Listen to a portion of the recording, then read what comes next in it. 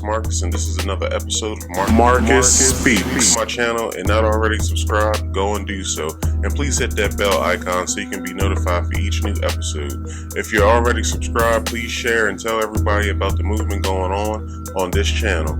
Also, please go to Facebook and look me up at Marcus Speaks, and go to Instagram at marcus.speaks.podcast. This channel is here to save one relationship at a time and one mind at a time.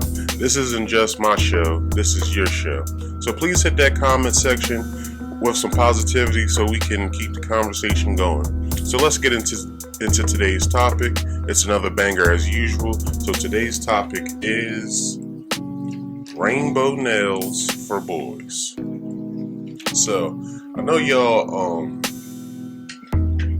saw the Alicia Keys Instagram post or video or whatever about how she went to the nail salon with her son, and she basically was saying that her son wanted to get his nails painted a rainbow color. So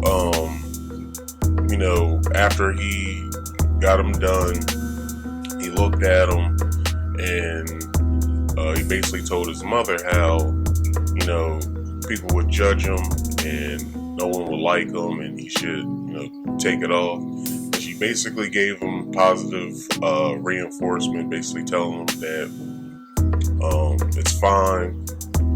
He shouldn't have to worry about it. Looks creative. He should go with it and shit like that. So, personally, I feel as though that a boy shouldn't be getting his nails done, and let alone a man shouldn't be getting his nails done at all. I feel as though that if you want to clip your nails as a male, that's fine. If you want to get them buffed, that's fine, but you don't have to go to a nail salon for that. You can basically do that shit yourself. They sell all the stuff that a nail salon will have to do that stuff for a male. Basically, clipping, filing, and buffing. You can do all that stuff yourself. But I feel as though that as a male, that shouldn't happen for a little boy going to a nail salon and getting his nails done. So today, my first question I want to ask is, why do stars or celebrities feel like that allowing their children to decide their future or their lives? And I feel as though that it's harmful for us to allow our children to decide what they want to do with their own lives, because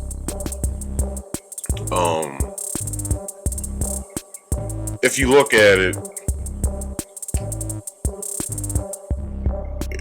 basically they're allowing them to choose whatever gender that they want to be.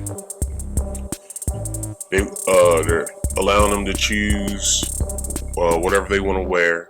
Now, I understand with the current climate of stuff that kids want to be, expressive of how they dress, but you got to figure this. At 4, you don't know how to dress yourself. So why are you allowing, let alone at 10, you don't know how to dress yourself. You still have to get, your parents still have to lay out your clothes or whatever to, to get dressed for the next day or the day of. So what I came up with this question, sort of kind of an answer, and I'm going to expound on it, is with the question I wrote, harmful conclusions state characterization can lead to false assumptions of ingrained in many ways, from movies and TV shows that show same-sex relationships and different career choices and also self-worth. Relationships with others. Young audiences absorb ideas from media on how to behave and what to become. So, I think there was a television show, it was a cartoon thing that came on, I think it was Cartoon Network, and I think it was called Shitara, something like that, or whatever. It was kind of a like a goof to the superhero. It was called Shizal. That's what it was called, Shizal. So basically, it was kind of like an offshoot of like Shazam, the superhero Shazam. So basically, the little boy basically inherits these powers to where when he goes to fight crime, he becomes a girl. He shouts Shazal, and then he becomes the girl or whatever. So what I'm saying with this is that young people are impressionable. So basically, when we were younger, and children of today, they're looking for outward things to conclude, to know how to develop in the world. So basically what I'm trying to say here is that we look towards these stars, and I wouldn't say we very strongly, I'll only say we, just to make this make sense. So we look towards stars and celebrities and entertainers and stuff like that to basically show us how to rear our children. So when we see Charlize Theron with her adoptive black child, and he's wearing a dress because she said he wanted to wear the dress, I feel as though that's not what he wanted to do. It's something that she wanted him to do. And you see stuff like this a lot with, it's mainly with boys that you see when you see these, the celebrities and their kids that have adopted children. They show,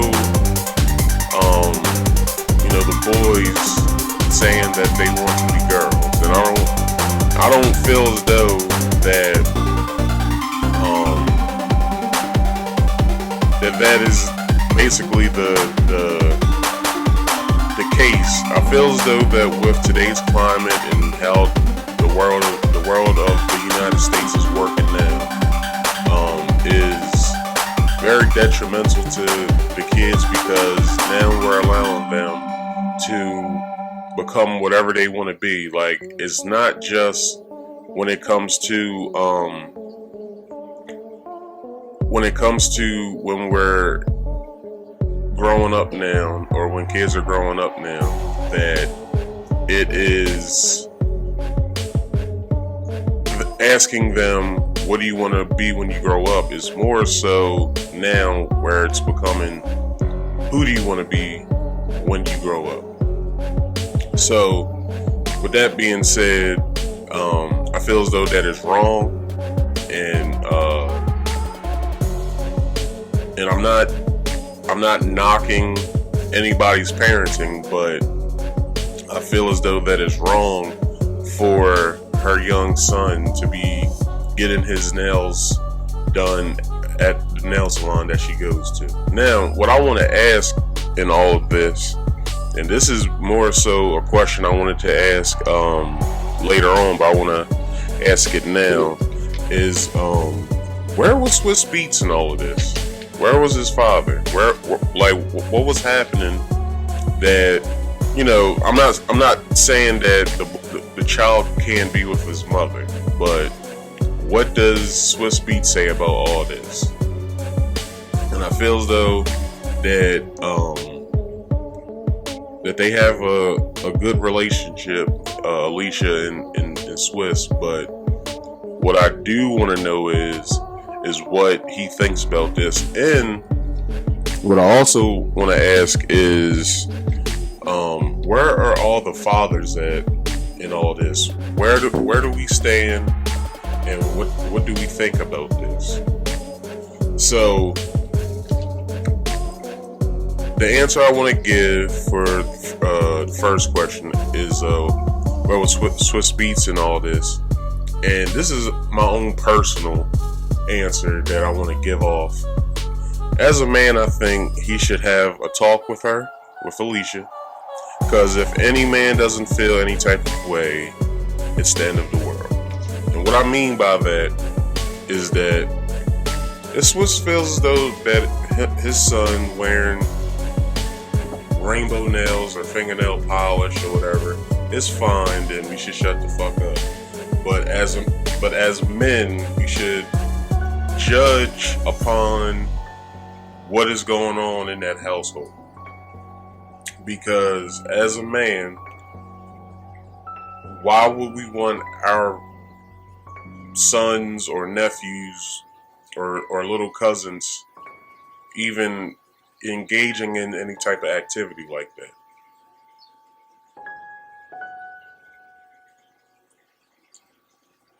And I know some people are going to say, well, there's lots of men that wear fingernail polish.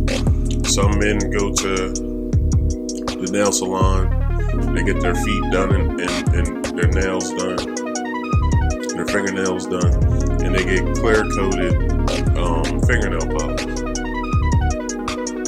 But as I stated earlier, you should only be getting them buffed. And you can do that at your house. You shouldn't even have to step forth into a nail salon to get those things done.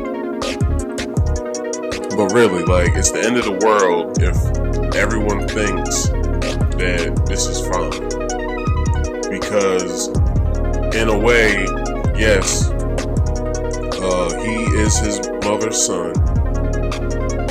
And as men, we are our mother's son. But I feel as though that certain values should be placed in the household away from what's going on in the world today.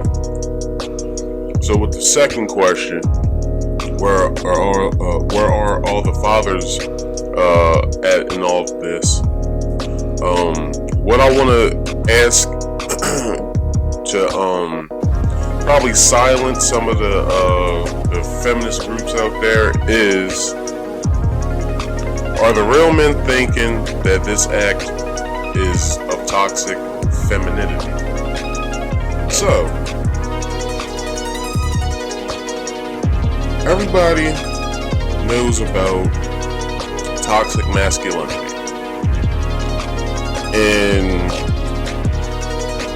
they defined it as basically like men who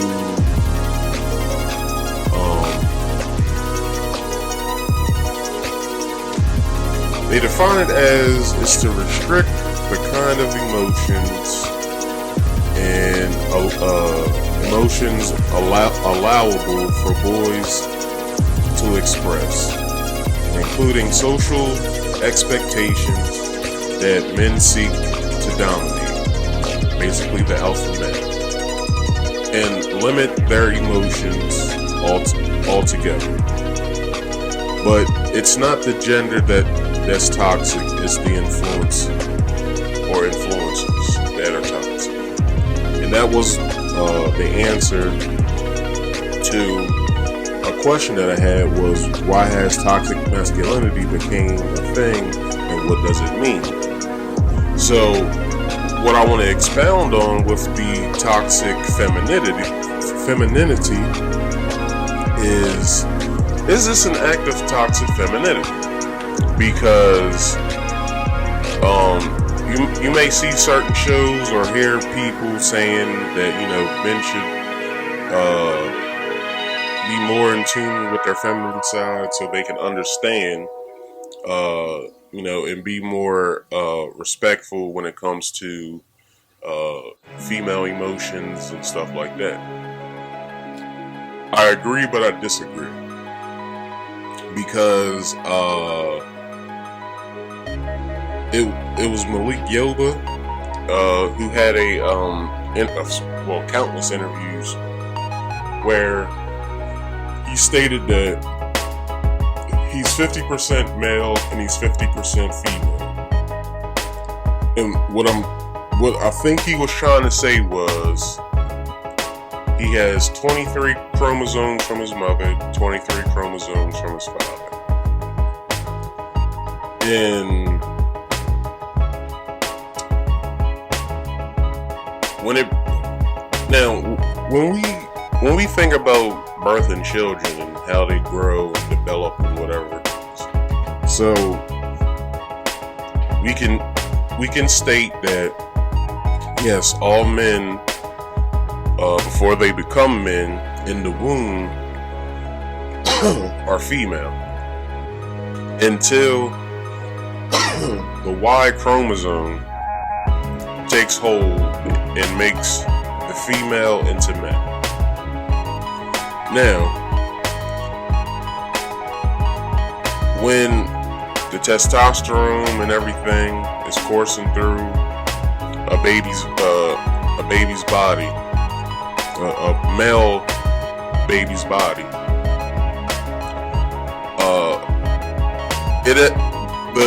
the testosterone coursing through a male infant's body is just as much as a grown man that has in his body, testosterone wise. And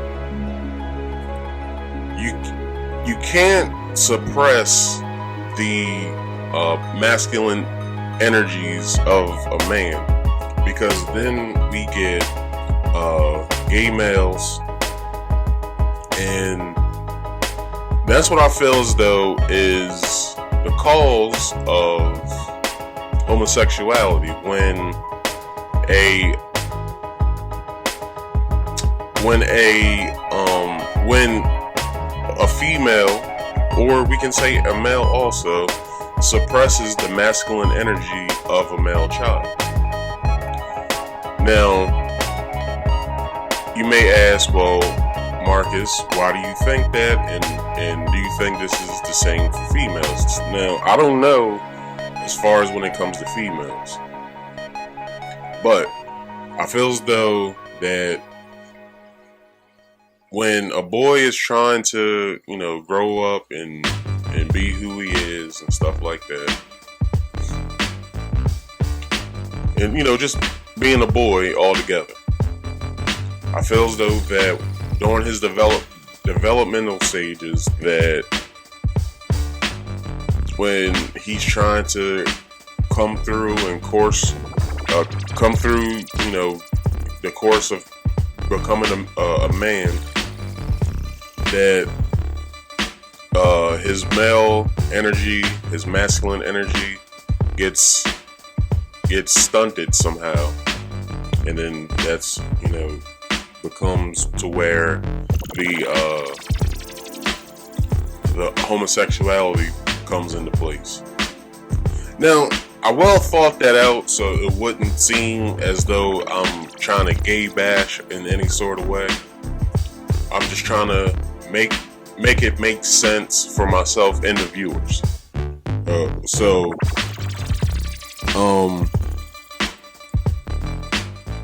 Also, what I want to ask is masculinity under attack? So, in this climate that we're in now,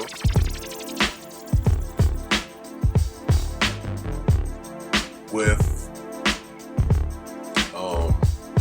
the whole Me Too movement and stuff like that,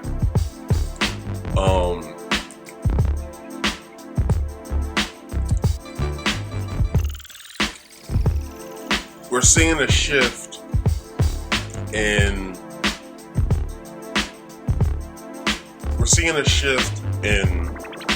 male dominance in a way. Now, I don't mean male dominance in a disrespectful way. What I'm saying is the culture of what we live in is male dominated. So what we're seeing is the male dominance slanting to where female and homosexuality is rising. So what I came up with for the answer is feminism. Feminism wants to do away with caveman ideas.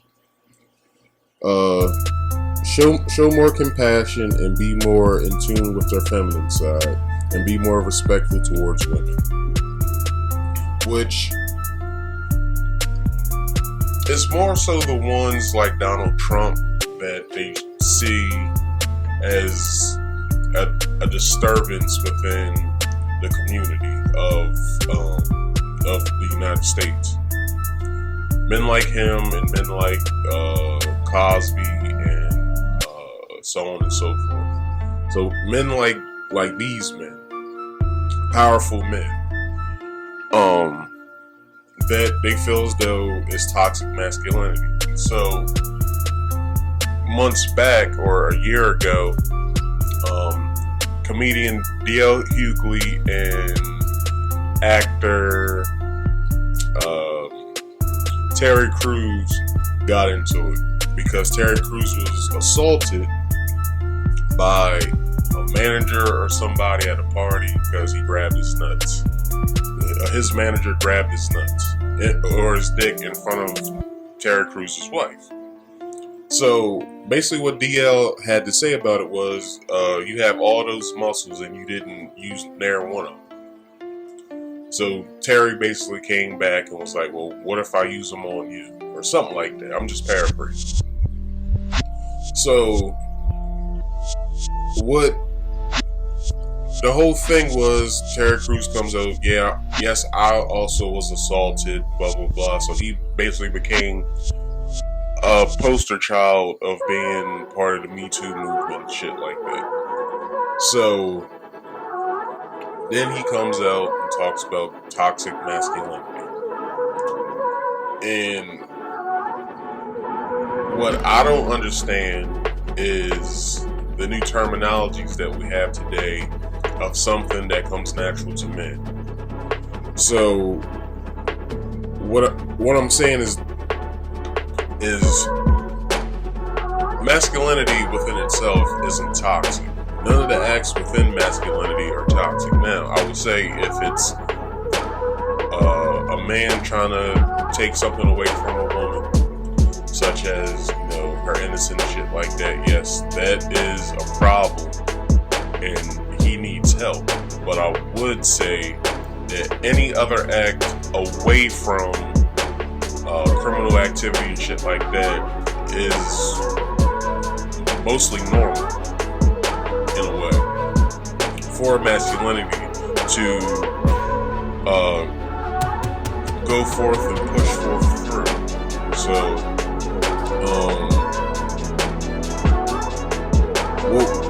what I feel is that we're not understanding here,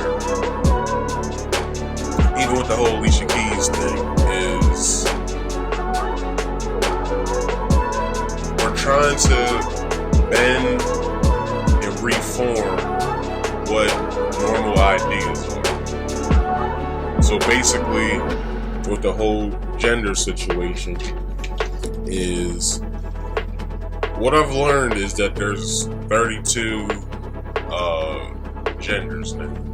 Like, I just thought that there were 2, but now there's 32. So where did the other 30 come from?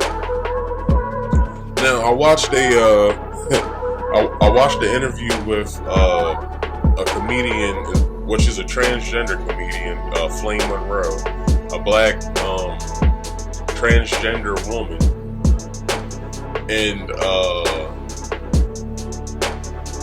he says his pronouns that he goes by, or she goes by, because he claims both, he knows he's a male that feels as though that she is a woman and shit like that. So his pronoun that he came up with, which is not even a pronoun that the LGBTQ community uses, is he, she, we. That's his pronoun. He, she, we. Because he pimps the bitch, she makes the money, and we spend it all. That's how he sees himself. Which is funny because he's a comedian and he has to make light of his situation because this is how he's been forever. This is how he's been since I've seen him when I used to watch Comic View, when he would be on Comic View. I feel as though he was on Def Jam too, but where I used to normally see him at was on Beatz Comic View. So these genders that I've tried to figure out like what they were, I only wrote down a few, is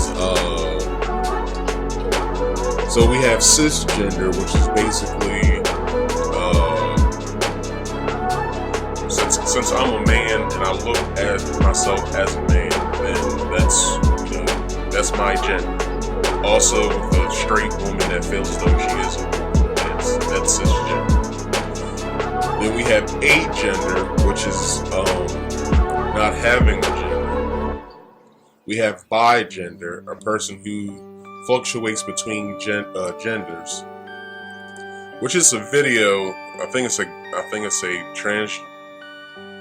transgender male. I can't remember. It's somebody. It's a guy that fluctuates between being male and female. So if he has like a nervous breakdown, he feels as though that, okay, well, that was the woman taking over. Or if he gets mad, he was, oh, well, that was the man taking over. So that's basically bigender. There's also fluid gender, which I think was feeling like both at the time. Like feeling as both male and female at the same time. I feel as though our best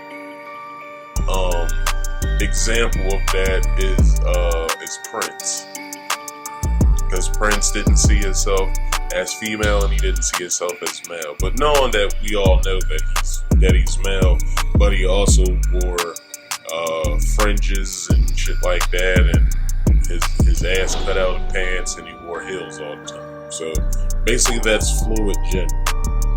Then we have third gender, which is someone who does not identify as male or woman, as man or woman, which is just some hoaxy ass fucking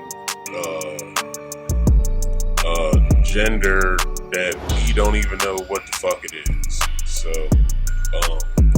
then I saw one that has it has a pronunciation for both genders, but it means the same thing. It's Z in here. Z is spelled Z-E. Here is spelled H-I-R. And the description of the gender or genders are gender neutral, alternate pronouns, he and she, etc. So basically, what I'm getting at is, I guess, a transgender male, female to male would go as Z, and a transgender male to woman would be here. That's what I feel as though that would be. But from what I know, transgender females want to be called her and she. Transgender males want to be called him or he. That's what I get out of it. So, what I feel with my next question is, kids explore who they are through the gender that they are. So typically, boys befriend friends that are boys, girls with girls. So y'all might be saying, Marcus, no, that's not true. My son has a girl that is a friend, which it can happen. Not saying that it can't, but typically, a boy will befriend a boy first before he befriends a girl. Because boys, when they grow up, they feel as though that girls are nasty. Also, with girls think that boys are nasty. So, what they feel as though is clean, well, I wouldn't say clean, but what they feel as though is acceptable as a friend is someone that looks like them, which is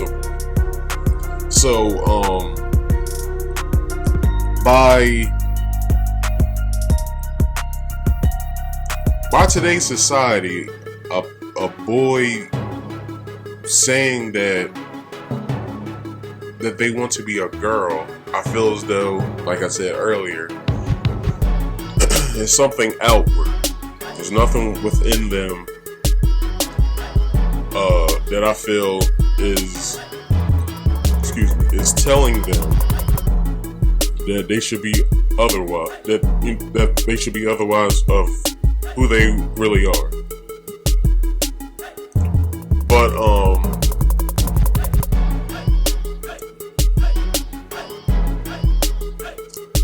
I feel like that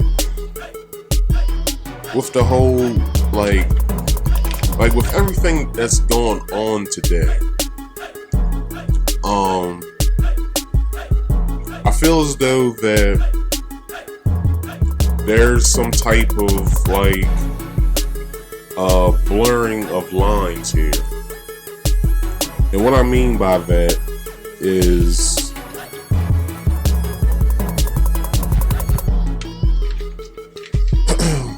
I have a question here that says, why is it a trend in the late 2010s for gender lines to be blurred or if not broken? Millennials say gender shouldn't define who you are the way it has historically. Gender roles and behavior shouldn't make you feel pressured to fulfill. Some studies say enforcing norms can have health risks. What's wrong? What I feel as though is what's wrong with traditional gender norms as we know it as man and woman. So basically, what I wrote down from what I had looked up was I guess I would be considered, since I was born in the late 80s, I guess I would be considered late, or not a late, but an older millennial. But I don't really claim the millennial label, because growing up, I heard when I was growing up that I was Generation X, because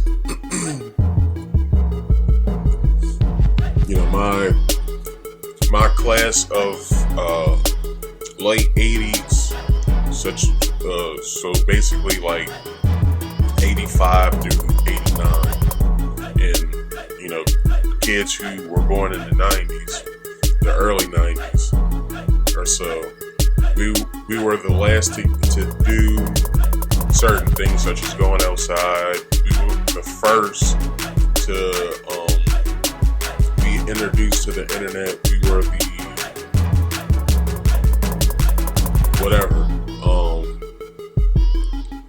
But what I feel as though that the study gets wrong is with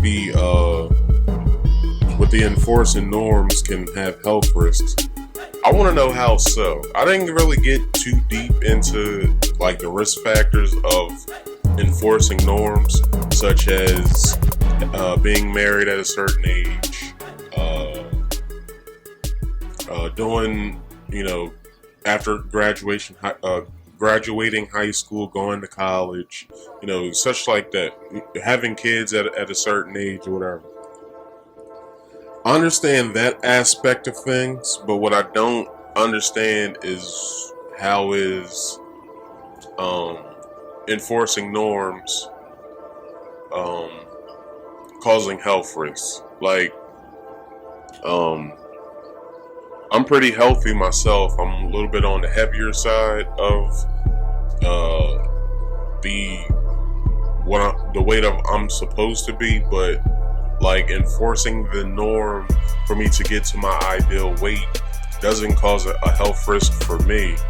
Now it could, since I'm on the heavier side, I could, develop certain diseases such as diabetes and high blood pressure and stuff like that. But I go to the gym almost every day, and I eat a clean diet and whatever. So, I shouldn't have these certain diseases that they speak of a person of my body mass index. But what I'm trying to say with the whole enforcing the norms, I don't feel as though that there's any health risk. I feel as though that there are people out there that probably get influenced too much to where they just want to fit in. So, having a norm enforced on them causes them to have anxiety, depression, and stuff like that. So, also, what I wanted to bring up is, I'll save that one for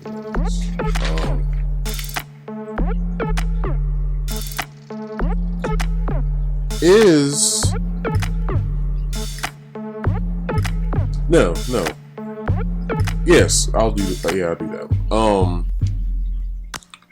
Is this a form of child abuse of seeing Alicia Keys talk about her son in such ways? Is this a form of child abuse?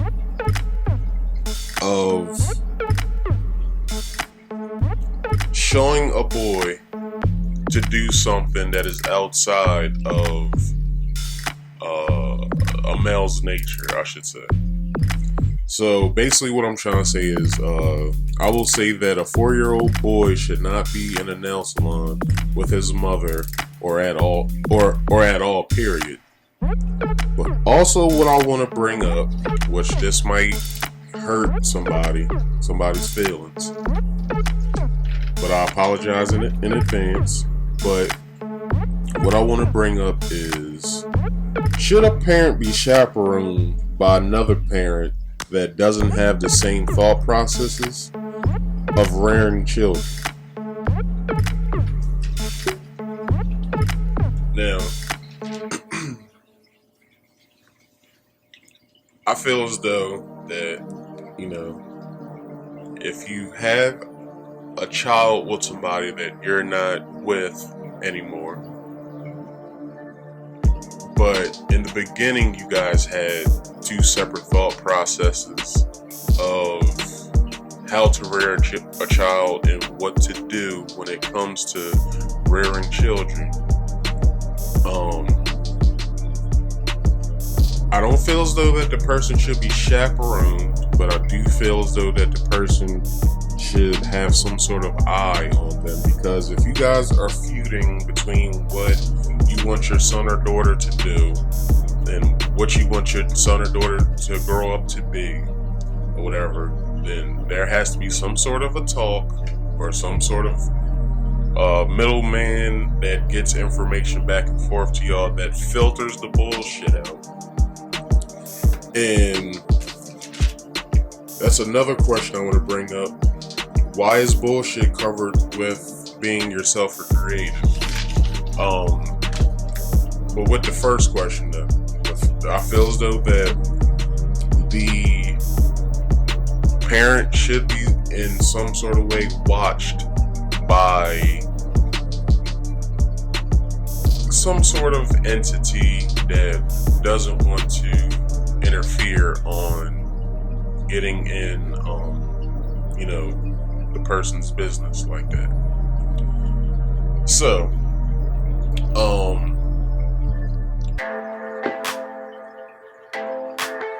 with the other question, is bullshit covered up for being creative or whatever? I do feel so. I feel so that it's justified by exploring or having people and or kids come out of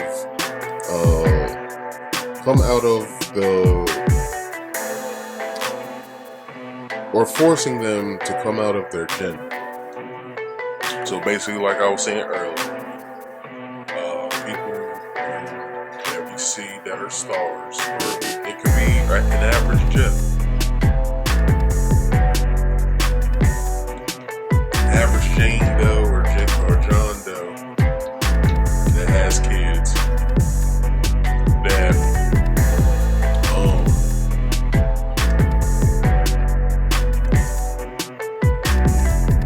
that really doesn't have a good compass of how to even direct themselves.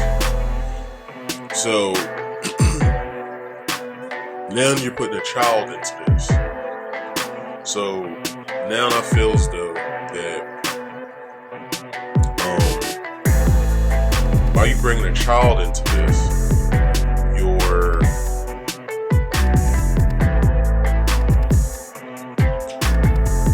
by you not knowing how to go about life, you're not showing your child how to go on about life. So you're basically fucking somebody's future up. So, can America look past the gender lines? Progress on gender equality are linked to personal experiences. That's what I feel.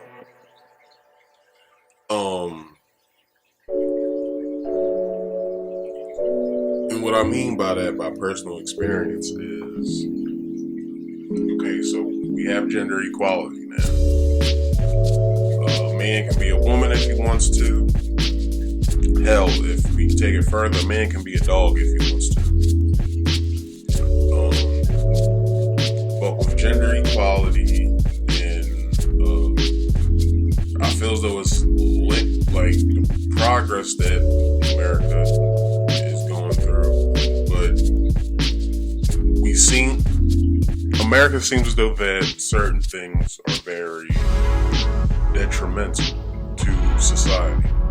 So, what I mean by this is that if a little kid grows up and he sees his neighbor, and it's a male neighbor, he sees his male neighbor as Mr. Joe,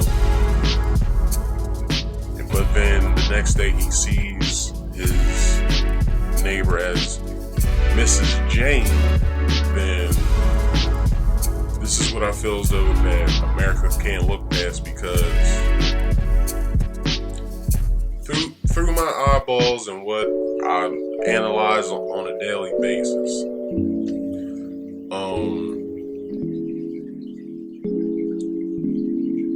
I see most of this stuff in front of me every day. So I kind of have like a front-eye view of like how to be able to not only treat people who are going through being the process of becoming a transgender, but also gay males or whatever, and lesbian females or whatever. I see this on a daily, and my own personal opinion, it's not something that I would personally allow my kids to see, because not only do I have to explain this type of stuff, which people may say you don't have to explain it, it is what it is, but as a child, as a child will question within itself with not even knowing the answer to why they're questioning what they're seeing. Because when I was growing up, none of this stuff was out in the open. Whatever. I might have saw a gay cousin or two or whatever. I remember I used to see this dude walk around in drag a lot when I was younger, but I didn't know how the fuck to feel about it because I was a child. But within a whole, I feel as though America can't really get over this yet because it's new, and it's kind of like when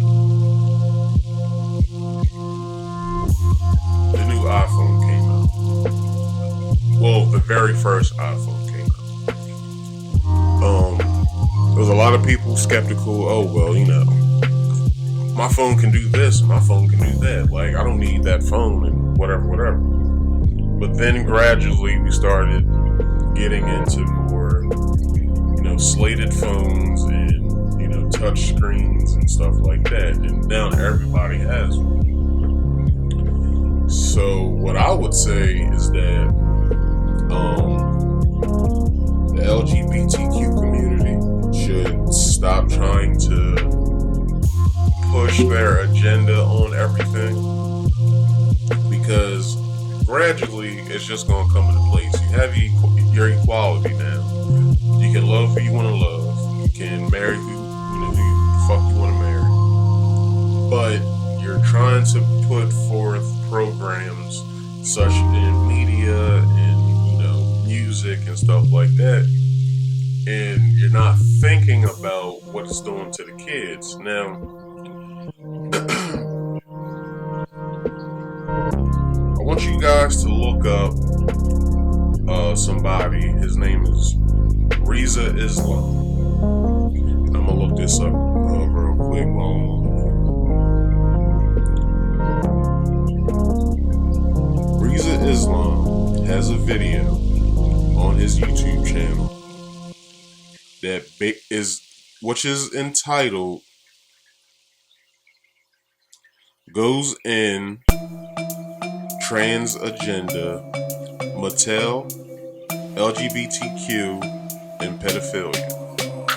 I want you guys to look this up, because the facts that he's spitting in his 30-minute video is truth. In a way, it's truth, because he has no qualms about, how he feels. He doesn't apologize for shit, and I basically don't apologize for shit that I say either. But I'm trying to be more understandable within everything. He understands everything, what he's talking about. Me, myself, personally, I understand what I'm talking about too, but it's also getting help from people to understand, to try to look past certain things that if I wasn't as educated as I am now, wouldn't understand. So please look up this video on his YouTube channel. It's Reza Islam, Rizza Islam, and it is the 6th video down. Just look that up. Reza Islam goes in on trans agenda, Mattel, LGBTQ, and pedophilia. If not, I'll just put the link in the bottom so y'all can research it. So anyway,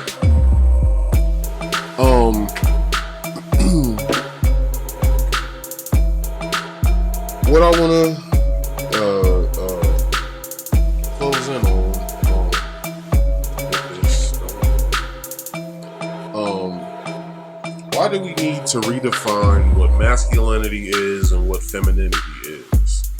So, being as it may, redefining a norm is like letting a tamed animal play with wild ones, which is what I'm saying is letting a tamed animal, such as a dog, play with like a wolf.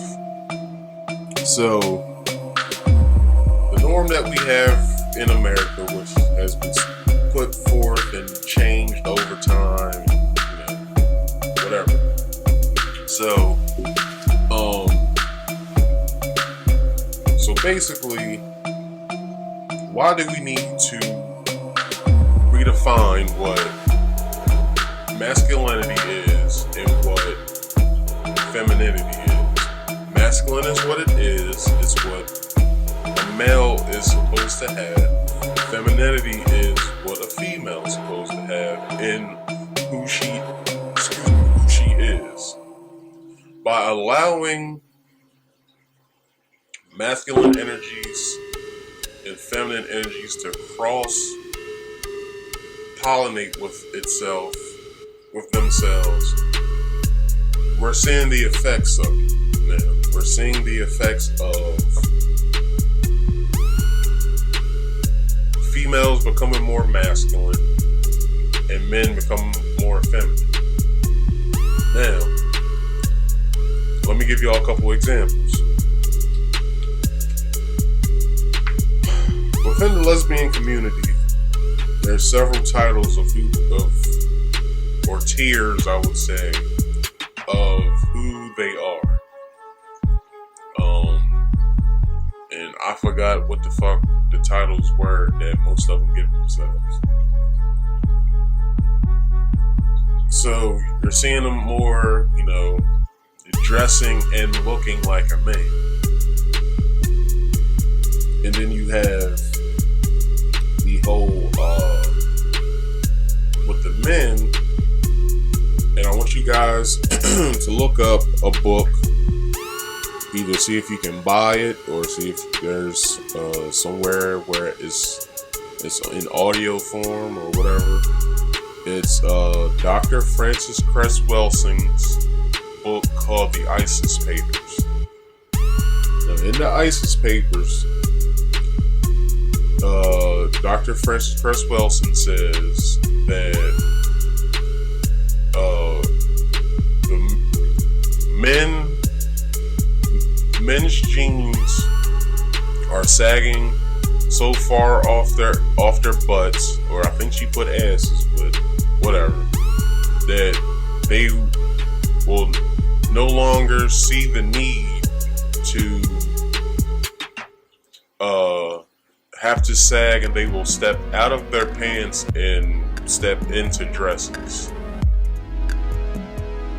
She wrote this book back in 1970 something or 1980 something, or somewhere around there, like between like 70 to 80s, 90s or so. I think it was the 90s she wrote.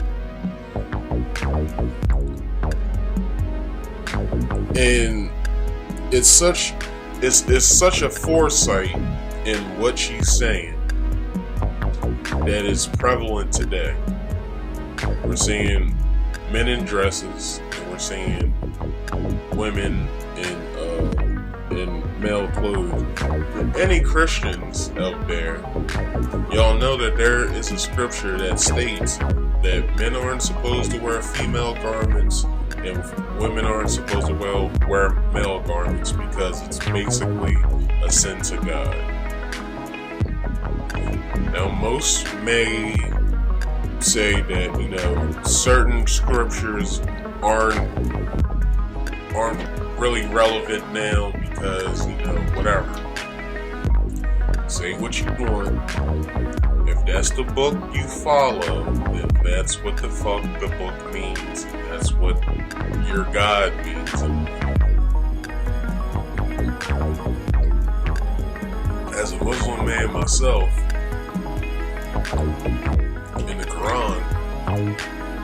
in my Quran, before it even gets to the first chapter, there's probably like that thick y'all can't see that, but that thick of pages before you even get to chapter 1. Basically, the law of Allah. And the book itself is the law of Allah, but they put it in that those pages could probably be a book itself. The law of Allah. And it basically goes down like what women are allowed to do under the eyes of Allah, what men are allowed to under the eyes of Allah. And it has within there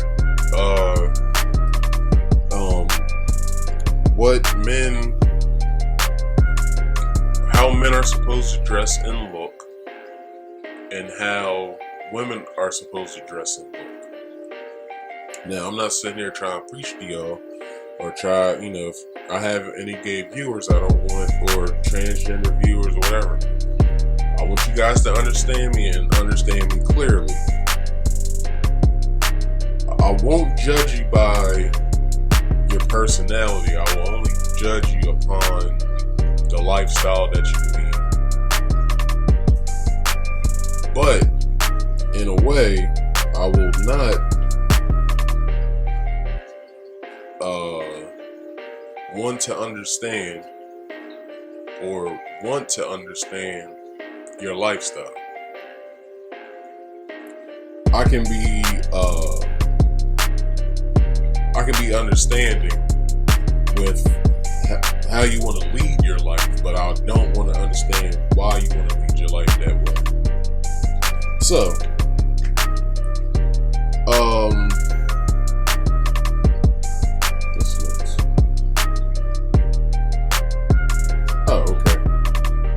why labels are important and why others think it is not. Labels influence who we are. It helps people understand complex ideas and information. So, I remember, and y'all basically heard this before in some recent videos of mine, or earlier videos, that I told a girlfriend of mine that she didn't want to have our relationship or have her title within our relationship to have a title. She didn't want a label. So basically what I said was, which was a shorter version of my answer, was if you don't like any labels, then you should be. If you don't like labels within a relationship, you shouldn't like labels within your life. So you shouldn't want to be a trainer at your job because you don't like labels. You shouldn't want to be called a mother. You should only know yourself as a woman that has children.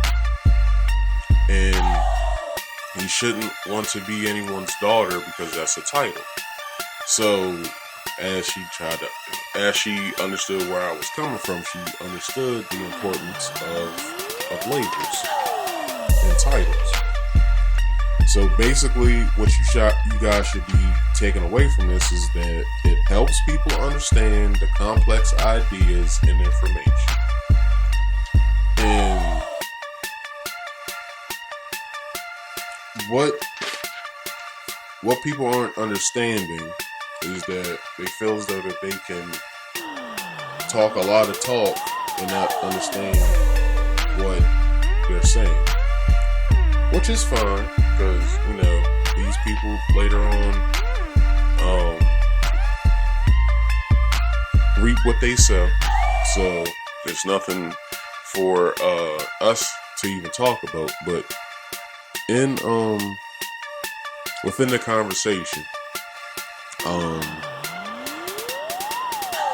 you guys should try to understand the titles of which is placed forth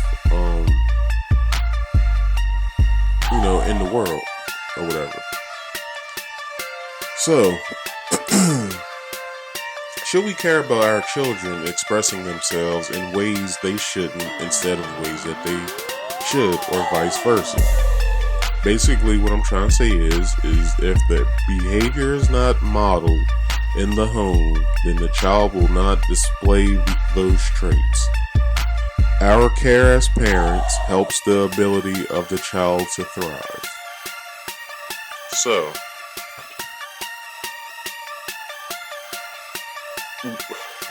we all heard the term when somebody's acting out and acting a fool that he doesn't have any home training.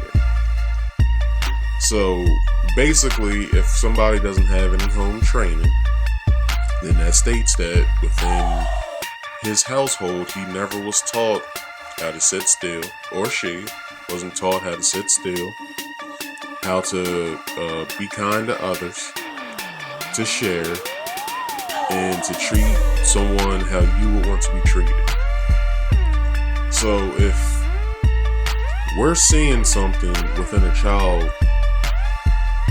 that they want to express that will be detrimental to their future, then why aren't we stopping this shit?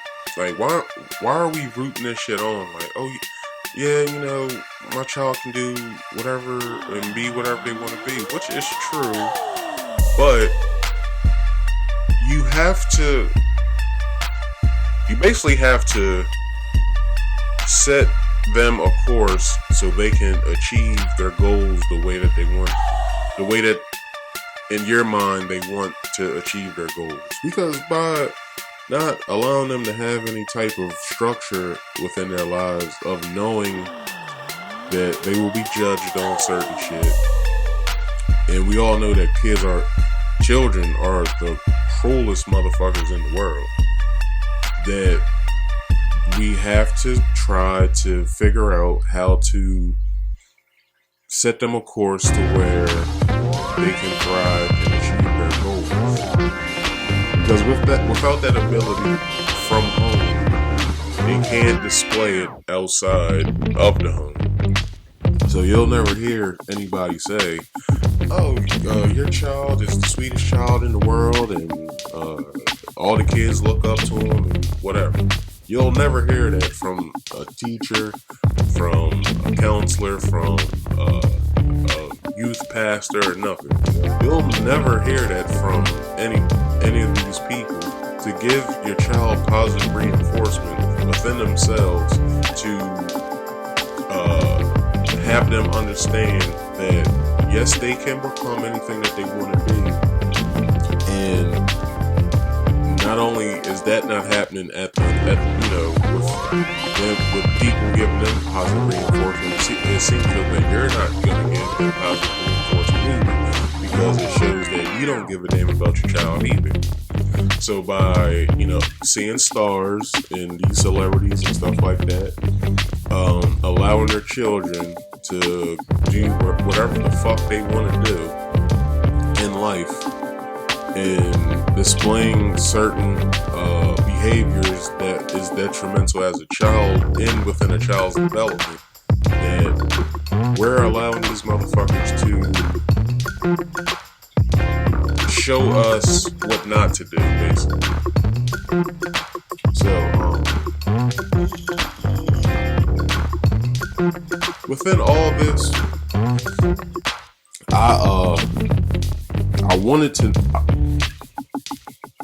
I want to know, and here's a question I have: what are the elders, the older people within our society, think of our society today? So, I asked a couple people, and they basically told me that they don't really care, but they feel like it's unnecessary for what's going on today. They don't care because they're older. They live their lives as younger people. They're just trying to have a much smoother way of going in life. But they do feel as though that what they're seeing within society is unnecessary, and something should be done about what's going on. And and I fully understand and I fully agree with older folks, because I have within my life what I call a council of elders that I go to, that I ask questions to, that I don't have the answers for. So I go to them with the question of how I'm feeling, and I absorb everything that they're telling me or whatever. So basically, it's like them giving me advice of how to go about my life. So what I feel as though these elders are doing is they basically want to see change within the change that they're being shown, basically. So is the so-called old thinking right in matters like this one? So basically, with Alicia Keys' son and stuff that I've been talking about within the podcast, is the so-called old thinking right in the matters like this? So basically, I say no, because older people are normally smart. Hold on. I would say yes. Old thinking is right, because older people are normally smart because they have been here longer and know. And basically,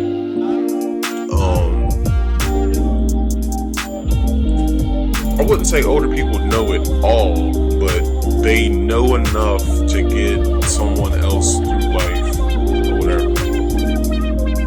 Because an older person, they have no filter, and they won't hold back from what they're saying, and they won't care how you feel about what they're saying to you, because basically every time when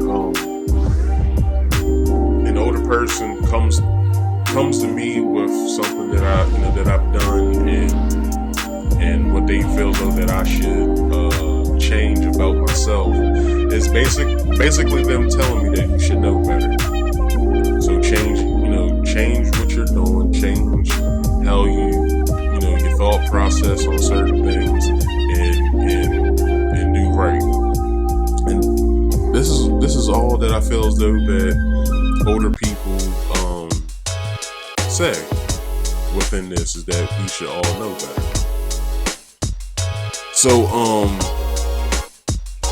what I want to say on that is, with Alicia Keys' son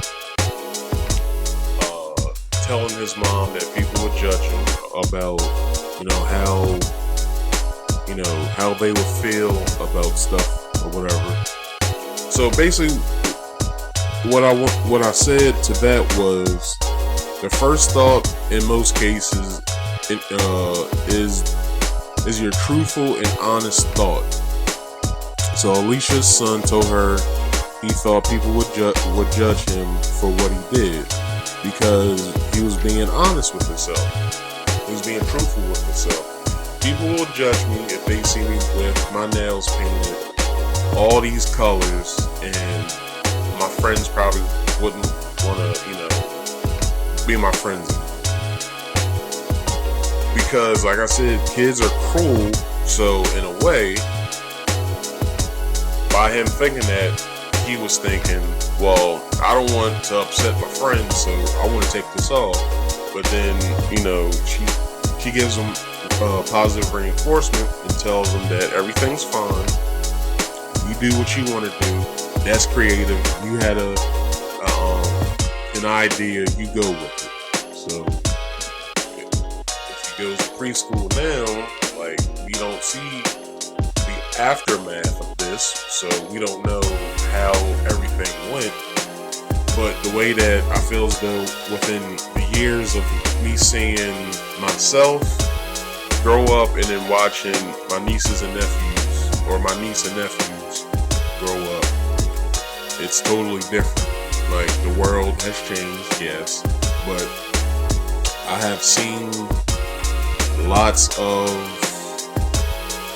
I would just say change. There's been lots and lots of change within how baby boomer parents and millennial parents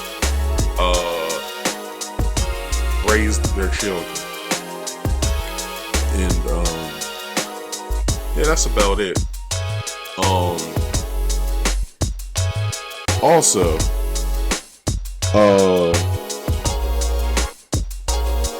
boys and or men don't get their nails done or play with dolls or use easy bake ovens or ride pink bicycles, which is true. Now some people may be like, well, my son has an easy bake oven. That's cool, because I do see that they have the easy bake ovens for boys now. But as a boy, your son should not be playing with an easy bake oven, because essentially it's a girl's toy. Now, you've seen at Target that they don't have boy or girl labels anymore because of the LGBTQ community fighting them and basically saying that that's not fair for, you know, boys and girls should be together, shouldn't be split up. But we do know what a boy toy is and what a girl's toy is. And we shouldn't have to fight each other of knowing what a gender specific toy or things are for each other. So that gets me into, let's define transhumanism. What is it? It's a way of thinking about the future that is based on the premise that the human species in its current form does not represent the end of our development, but rather a comparative early phase.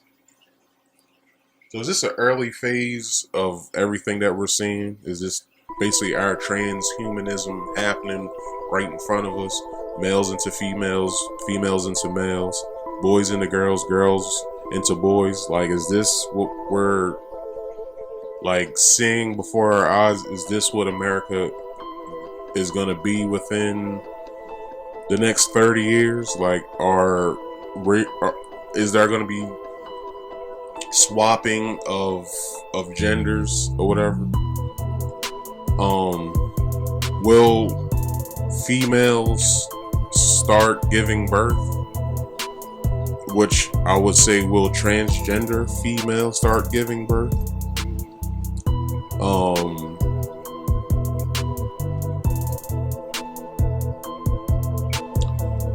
Also, why does this affect society as a whole? And I would say because it's making America change in a way that everyone does not agree with yet. What are the rules that we have to follow, and what is the circumstances? I will leave that up to y'all to answer, because I put a question within a question. So I want you guys to answer that for yourselves. And the question is, why? Hold on, where am I at? What does this? Why does this affect society as a whole? And the question is, what are the rules that we have to follow, and what are the circumstances? I'll leave that up to y'all to answer. Also, why is this discussion important in the long run? Because the view of change starts with the ones who want to change what doesn't work for society in a whole. So what we have to look at is, what don't we want in society today? What about this whole Alicia Keys thing is is disturbing in a way for people to view and to look at. And I'll leave that up for you guys to answer also. So, last question of the day for y'all. Are we seeing feminine oppression? This is my own personal feelings. That I would say a few hundred a few 100,000 maybe a couple million. Probably feels though, as people, male and female, that have a thought process like ours, we all state that yes, because men are now operating in a state of fear because of the recent events due to sexual assaults, battery of females, and money, and oppression that men have given to females. Now, I would have to state that with the Harvey Weinsteins and the Cosbys and Donald Trump and such people like that, we're seeing a state of change from males that is operated from fear. Now, if you guys all looked at Dave Chappelle's special, it was either his first or his second special.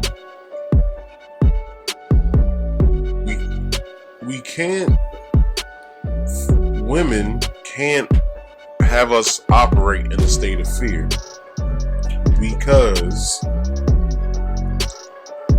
fear doesn't last long.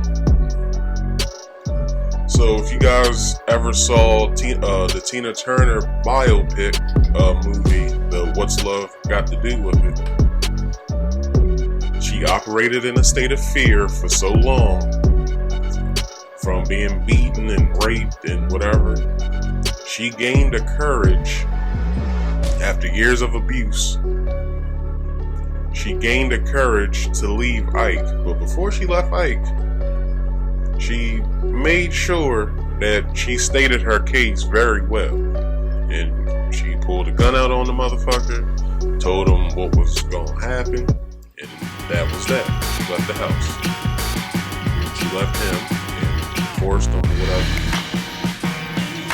So I feel as though with the recent feminine oppression that is giving off to where males operate in fear, I will say for the feminist groups that either see this or might view this or might want to combat me on this, you guys should think about this first. You guys have equal rights now, equal pay in a way, but you're still trying to fight for this stuff more.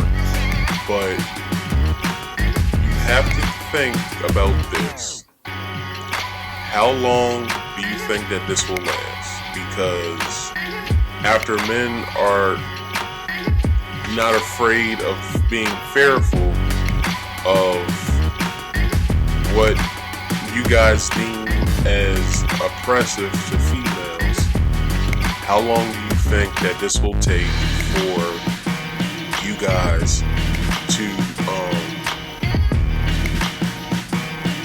to see that it doesn't affect us anymore? Alright, so everybody, that is the end.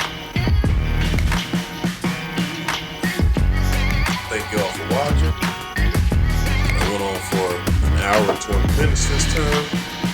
If you could, go to Facebook at Marcus Speaks. Go to Instagram at marcus.speaks.podcast. You guys can shoot me a DM on both, on ideas if you want, of a show that you guys want to see. And with that being said, thank you for watching. This has been another episode of Marcus Speaks. And I am your host, Marcus. Thank you for watching.